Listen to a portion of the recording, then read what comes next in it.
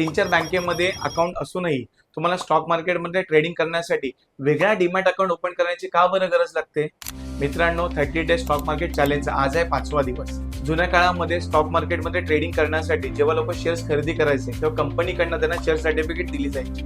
Share certificate जमा करणे, सांभाळून ठेवणं, फाटणं, हरवणं असं खूप प्रॉब्लेम व्हायचं. पण आता हे सगळं बंद झालेलं आहे, कारण स्टॉक मार्केट डिजिटल झालेलं आहे. म्हणजे सगळं कसं ऑनलाईन.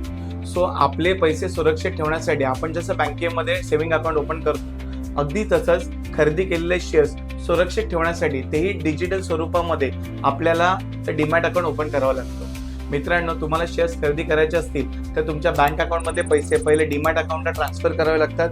त्यानंतर या पैशाने घेतलेले शेअर्स सुरक्षित कुठे ठेवले जातात? तर डीमॅट अकाउंटमध्ये.